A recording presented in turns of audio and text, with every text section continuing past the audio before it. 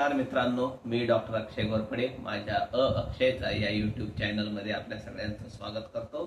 आज आपण खानदेश काव्य प्रबोध या काव्यसंग्रहातील 9व्या क्रमांकाची कविता लेणं वाना आंधळे लिखित ही कविता आपण आज आस्वादणार आहोत आणि अभ्यासणार सुद्धा आहोत।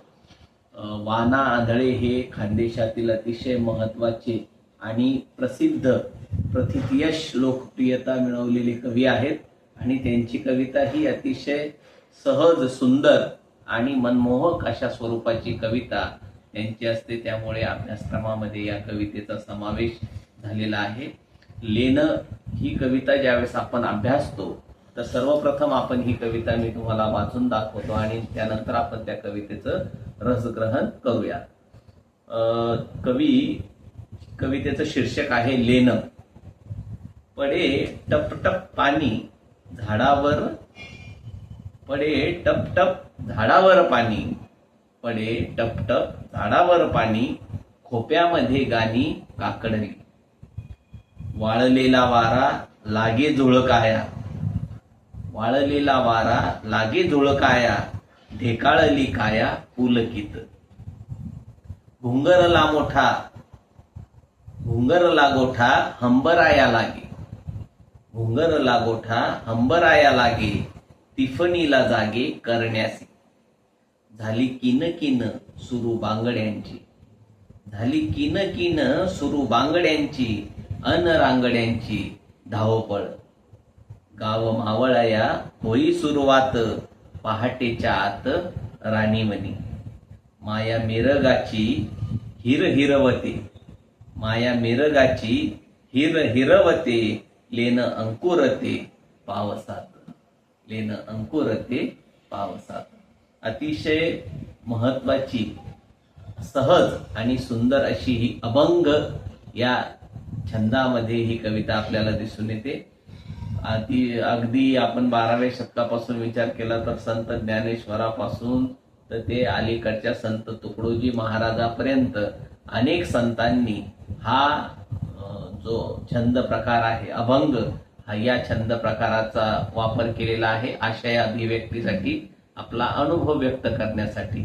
आणि तुम्हाला सगळ्यांना माहितीच आहे की आपण लहानपणापासून अभंग ऐकत असतो आणि ऐकत असताना अभंग किती सहज असतो, किती साधे शब्द त्यामध्ये असतात जे आपल्या मनाला अगदी मनाला आपल्याला मोहून घेतात आणि सहज आकलनात सुद्धा ते शब्द काय असतात, सहज साधे सोपे असतात। साधारणपणे 3 चरण असतात आणि चौथा जो चरण आहे त्यातला किंवा चौथा जो भाग आहे तो 2.5 शब्दाचा किंवा कमी शब्दाचा आपल्याला त्यामध्ये दिसून येतो आणि हा त्याचा एक हे असतो। आणि अशा याचे जितके आपण तुम्ही लिहाल ओवींचे, त्याला आपण काय म्हणत असतो, अभंग म्हणत असतो। मित्रांनो, या संदर्भात मी मागे माझ्या एका व्हिडिओमध्ये विश्लेषण केलेलं आहे अभंगाच्या संदर्भात, त्यामुळे पुन्हा पुन्हा रिपिटेशन होऊ नये म्हणून मी अतिशय शॉर्टमध्ये तुम्हाला या कवितेच्या आकृतिबंधाविषयी सांगितलेलं आहे। मित्रांनो, कवितेचं शीर्षक आहे लेणं। लेणं हा शब्द आपल्याला माहिती आहे आणि विशेषतः लेणी या शब्दाचा हा काय शब्द आहे, मूळ शब्द ज्याला आपण म्हणतो तो लेणं शब्द आहे आणि लेणं शब्दाचा जो शब्द झालेला आहे तो लेणी शब्द झालेला आहे।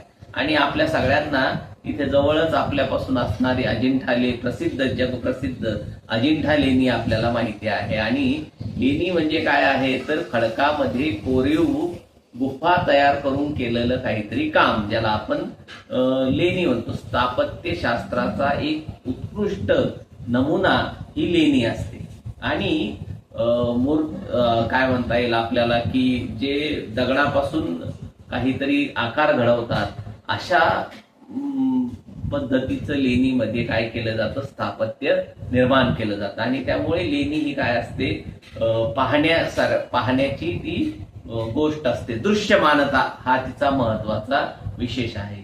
लेणी नुसतं मी सांगून तुम्हाला समजणार नाही, तर जोपर्यंत तुम्ही लेणी बघणार नाही तोपर्यंत तुम्हाला लेणीचं सौंदर्य लक्षात येणार नाही। म्हणजे विशिष्ट एखादी घटना किंवा प्रसंग ज्यामध्ये आपल्याला लक्षात येईल त्या गुफेमध्ये तो चितारलेला असतो, म्हणजे नुसतीच गुफा नसते तर त्यामध्ये तो चितारलेला असतो, त्याला लेणी असं म्हटलं जातं आणि म्हणून जगप्रसिद्ध ही अजिंठ्याची लेणी आहे. मित्रांनो, या कवितेमध्ये सुद्धा कवीनं काय केलेलं आहे, कवीनं एक असं चित्र जे आहे ते चित्र आपल्या समोर मांडलेलं आहे. आणि हे चित्र कशाचं आहे, तर हे चित्र पडणाऱ्या पावसाचं चित्र आहे ना. पहिला पाऊस जो आहे म्हणजे ज्याची आपल्याला कवितेमध्ये सगळ्यात शेवटच्या कडव्यामध्ये आपल्याला कळतं की कवी म्हणतो की माया मेरगाची आहे ना, मृग नक्षत्र लागल्यानंतर जो पहिला पाऊस आपल्याकडे पडतो आणि त्यावेळेस जे काही जीवनामध्ये जो काही आपल्या बदल घडतो पहिला पाऊस पडताना, त्यावेळेस जी काही आपल्या जीवनाची जी धावपळ होते त्याचं चित्रण कवीने केलेलं आहे. आणि हे चित्रण कशाच्या पार्श्वभूमीवर केलेलं आहे, तर ग्रामीण जीवनाच्या पार्श्वभूमीवर केलेलं आहे. पाऊस अनुभवायचा असेल तर तो कुठे अनुभवावा लागेल तुम्हाला, खेड्यात, शेतात, शेतामातीत तुम्हाला पाऊस अनुभवावा लागेल. जर तुम्ही शहरात गेलात तर शहरातला पाऊस हा तुमच्यासाठी वेगळा असेल, कारण शहर ही सिमेंटची जंगलं झालेली आहेत.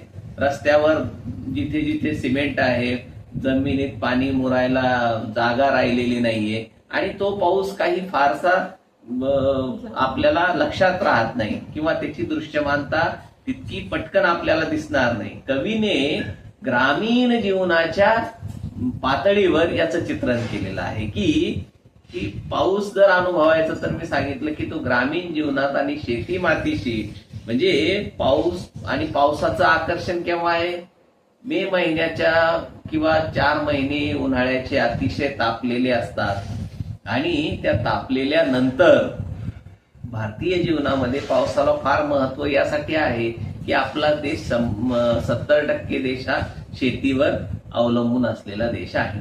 आणि त्यामुळे पाऊस हा जो आहे प्रत्येक व्यक्तीला पावसाची ओढ आहे. म्हणजे तुम्हाला लक्षात येईल की कालिदासाने त्याचं मेघदूत सुद्धा जे आहे ते पावसाच्या याच्यावरच केलेलं आहे. म्हणजे पावसाची ज्यावेळेस पार्श्वभूमी असते त्या पार्श्वभूमीवरच त्याने मेघदूताची रचना केलेली आहे. आणि त्याच्यामुळे पाऊस आमच्या जीवनामध्ये किती महत्वाची भूमिका बजावतो हे आपल्याला या कवितेवरून सुद्धा लक्षात येतं की अतिशय प्रचंड उन्हाची काहिली झालेली आहे, आमच्या जीवाची काहिली झालेली आहे, भूमी सुद्धा तप्त झालेली आहे आणि अशा वेळेस काळ्या ढग आकाशात गर्दी करतात, जमा होतात आणि पाऊस पडायला लागतो.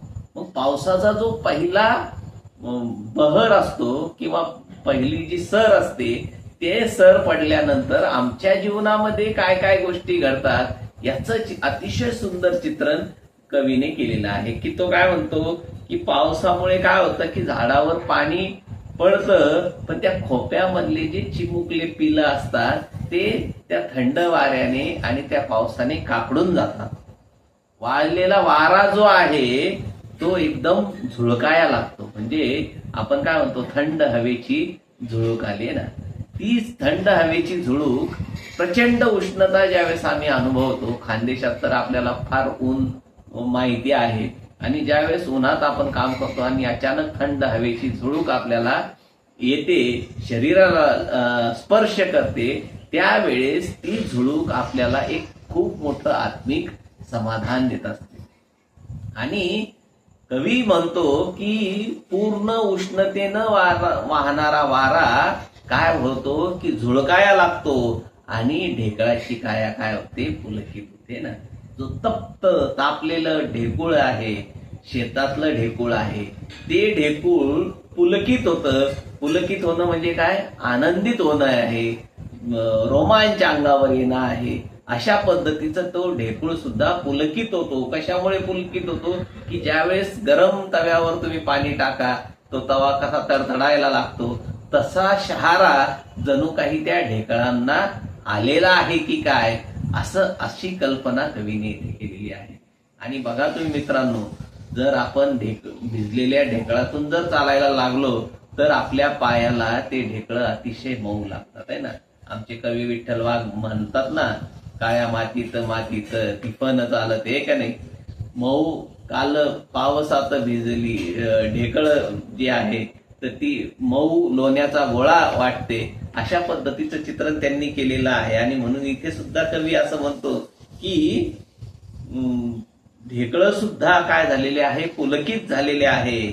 आणि पाऊस अचानक आलेला असल्यामुळे गोठ्यातले जनावर सुद्धा काय झालेले आहेत की ते आपण बघतो, आपण खेड्यामध्ये ज्यावेळेस आपण राहतो त्यावेळेस आपण बघतो की गोठ्यातले जनावर उठून उभे राहतात. अचानक पडणाऱ्या पावसाने ते घाबरून गेलेले असतात आणि ते मग गोठ्यातल्या बैलाच्या गळ्यातल्या घंटा वाजायला लागतात, प्राण्यांची आवाज करायला लागतात आणि मग आपल्याला जाणवायला लागतं की तिथे काहीतरी झालेलं आहे किंवा काहीतरी आहे. आणि पण त्या पावसाच्या आगमनाची जणू काही ते आपल्याला वर्दी देत असतात.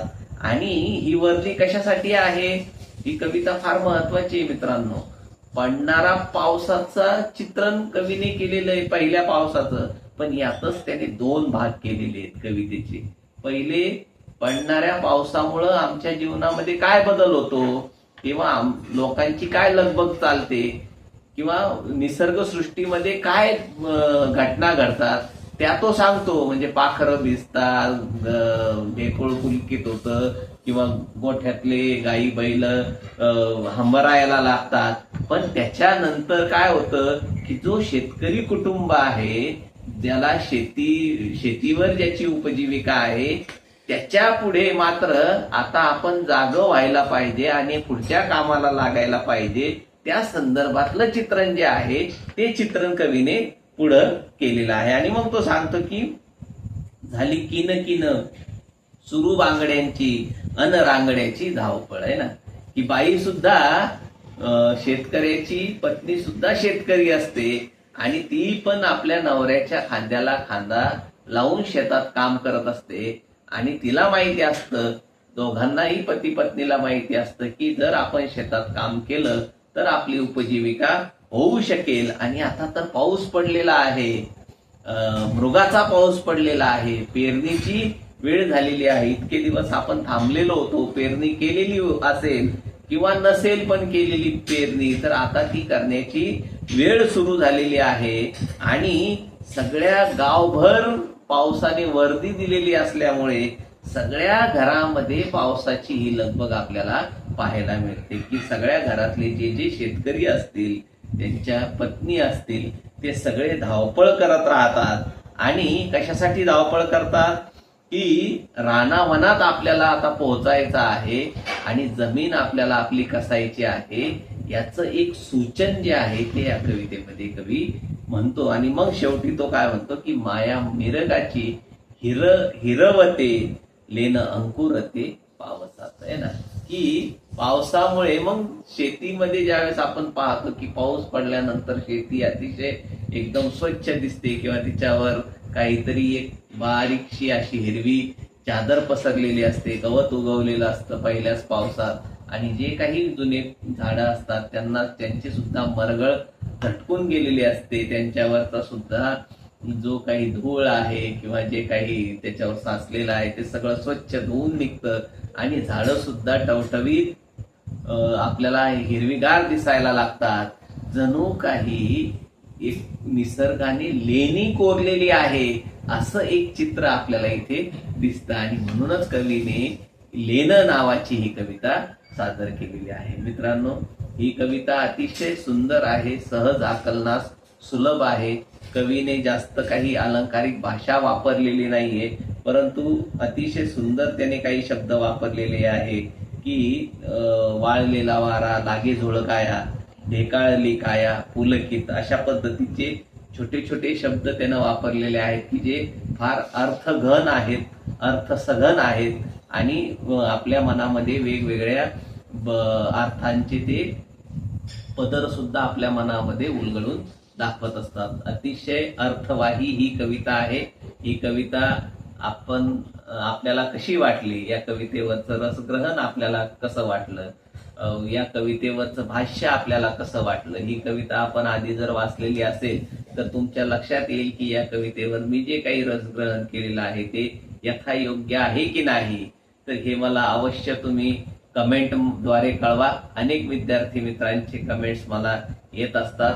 प्रतिक्रिया येत असतात आणि ते सांगत असतात की सर अशा पद्धतीचं तुम्ही जे समीक्षणात्मक विवेचन केलेलं आहे त्यामुळे ही कविता आम्हाला अतिशय चांगल्या पद्धतीने समजली. तर त्यांचेही या निमित्ताने मी आभार व्यक्त करतो. मित्रांनो, कमेंट करा, माझा व्हिडिओ आपल्या मित्राला, विद्यार्थी मित्राला शेअर करा, आवडल्यास लाईक करा आणि माझं चॅनल जर अजून सबस्क्राईब केलेलं नसेल तर सबस्क्राईब करा. धन्यवाद.